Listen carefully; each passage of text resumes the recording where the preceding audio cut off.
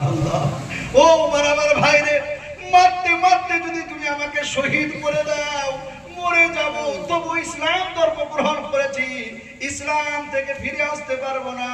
যে আল্লাহর প্রতি ঈমান এনেছি আর আল্লাহ রাব্বুল আলামিনের রাসূলের প্রতি ঈমান এনেছি, ওখান থেকে আর আমি ফিরে আসতে পারবো না। তুমি মারতে মারতে যদি মেরে শেষ করে দাও, তবু কিন্তু ঈমান থেকে তুমি আমাদেরকে বার করতে পারবে না। জোরে বলুন সুবহানাল্লাহ। উমর রাদিয়াল্লাহু তাআলা মারতে মারতে ক্লান্ত হয়ে গেলেন। অবশেষে বলছেন, বোন তুই কি পড়ছিলি দেখা। বলে, শোনো, ইন্নামাল মুশরিকুনা নাজাসুন, মুশরিক না হলো অপবিত্র। তুমি এখন নাপাক আছো, অপবিত্র আছো, তোমার হাতে কোরআন দেওয়া হবে না। চলো তোমাকে তবে গোসল করিয়ে দিই। আরে উমর রাদিয়াল্লাহু তাআলা বোন ফাতেমা রাদিয়াল্লাহু তাআলা আনহা গোসল দিচ্ছেন। আল্লাহ রাব্বুল আলামিনকে বলছেন, দয়াল প্রভু, বোন হিসাবে যেটা আমার কর্তব্য, ভাইয়ের উপরটা ধুয়ে মুছে পরিষ্কার করে দিচ্ছি। ওগো আল্লাহ রাব্বুল আলামিন, ভেতরটা পরিষ্কার করার দায়িত্ব তোমার। তুমি আমার ভাই উমরের ভেতরটাকেও পরিষ্কার করে দাও। জোরে বলুন সুবহানাল্লাহ। ওনার মুখ গোসল করিয়ে দিলেন। গোসল করিয়ে দেওয়ার পরে কোরআনের ওই টুকরোটাকে এনে এবার উমর রাদিয়াল্লাহু তাআলা আনহুর সামনে দিলেন আর পড়তে শুরু করলেন, তাহা মা আনজালনা আলাইকাল কুরআনা লিতাশকা।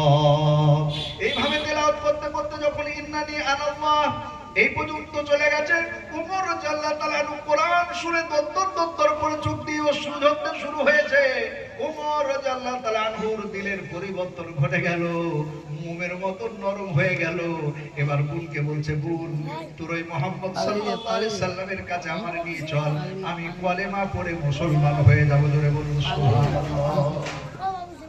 নবীজির দরবারে নিয়ে যাওয়া হলো। উমরের হাতে তরবারি। অন্য সাহাবারা দেখে লক্ষ্য করছে, হুজুর উমরের হাতে তরবারি, ব্যাপার খুব খারাপ, মনে হয় আপনার জন্য কি করে এসেছে। অন্য একজন সাহাবী এবং নবীজি বলছেন, শোনো, ভালো ভাবে যদি আসে ওর তাহলে খাইরিয়াত আছে, কল্যাণ আছে, মঙ্গল আছে। আর যদি এর মধ্যে কোনো খারাপি ওর ধারণা যদি থাকে, তাহলে উত্তম বদলা তাকেও আমরা বুঝিয়ে দেবো। উমর রাদিয়াল্লাহু তাআলা আনহু সেখানে খারাপ ব্যবহার তো দূরের কথা, নবীজির কাছে গিয়ে বলছেন, ও আল্লাহর রাসূল, আপনি আমাকে কলেমা পড়ে মুসলমান করিয়ে দিন। নবীজি বললেন, পড়ো, আশহাদু আল্লা ইলাহা ইল্লাল্লাহু ওয়া আশহাদু আন্না মুহাম্মাদান আবদুহু ওয়া রাসূলুহু। যে ওমর গেছিল মাথা আনতে, সেই ওমর নিজের মাথা নবীজির কাছে কি করলেন, মতো করে সারেন্ডার হয়ে কলেমা পড়ে মুসলমান হয়ে গেলেন। জোরে বলুন সুবহানাল্লাহ। কোরআনের পাওয়ার আছে না নাই? জোরে বলে আছে। ওই কোরআন এখনো আমাদের কাছে আছে। ওই কোরআনের সঙ্গে আমাদের মহব্বত করা লাগবে। মহব্বত করব বলুন ইনশাআল্লাহ। আচ্ছা বলেন, পৃথিবীর বুকে কোরআন হলো সবচেয়ে দামি। নবীজি বললেন, খায়রুকুম মান তাআল্লামাল কুরআন ওয়া আল্লামা। যারা কোরআন শিখে এবং শিক্ষা দেয়, তারাই হলো পৃথিবীর মধ্যে সবচাইতে উত্তম উৎকৃষ্ট ব্যক্তি। জোরে বলুন সুবহানাল্লাহ। তাহলে কোরআন শ্রেষ্ঠ, কোরআনকে যারা পড়ে তারাও হলো কি, জোরে বলেন, শ্রেষ্ঠ। ওই জন্য এই যে তলাবারা বসে আছে, আপনারা জানেন এদের মর্যাদা কত। আল্লাহু আকবার।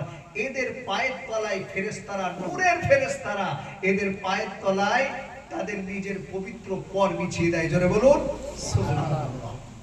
এই তলাবায়ে আজিজদের যারা ভালোবাসবে, মাদ্রাসায় যারা কোরআনের হাফেজ তৈরি করবে, যারা ছেলেদেরকে পড়তে দেবে, তাদের ফায়দা কি হবে। এবার এই দুই একটা কথা বলে বক্তব্য ইতি করব, সময় অনেক হয়ে যাচ্ছে।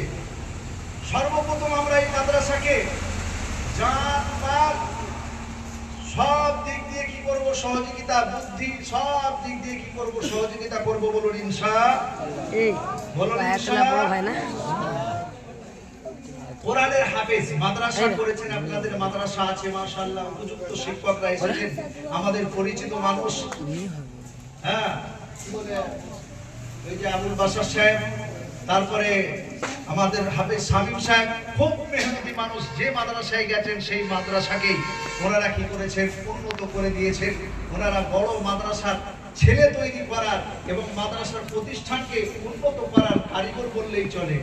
আমার যতটুকু ধারণা সেইরকম মানুষকে পেয়েছেন, ওনাদের পাশে থাকবেন, ওনাদের সাথে থাকবেন, ওনাদের পরামর্শ দিবেন, সর্বদিক দিয়ে সহযোগিতা নিয়ে এই মাদ্রাসাকে গুটি গুটি পায়ে আমরা আগিয়ে নিয়ে যাওয়ার চেষ্টা করব। বলুন বলুন ইনশাআল্লাহ। সবচাইতে এই গ্রামের মানুষরা সৌভাগ্য ব্যক্তি যে আপনারা কোরআন শেখানোর জন্য বিরাট বড় সুযোগ, আপনাদের ছেলে মেয়েদেরকে মাদ্রাসায় পাঠিয়ে কোরআনের শিক্ষা আমরা দেবো। বলুন বলুন ইনশাআল্লাহ। সংক্ষিপ্ত কথা আমি রাখি, কোরআন পড়ালে লাভটা কি হবে ছোট্ট করে বলি। হযরতে মূসা আলাইহিস সালাম একবার রাস্তা দিয়ে চলে যাচ্ছেন, রাস্তার সাইডে দেখছে কবরস্থান আছে, কবরের মধ্যে দেখছে একটা মানুষ চিৎকার করছে, আর তার কবরের মধ্যে আযাব হচ্ছে। মূসা আলাইহিস সালাম নবী তিনি কবরের আযাব দেখতে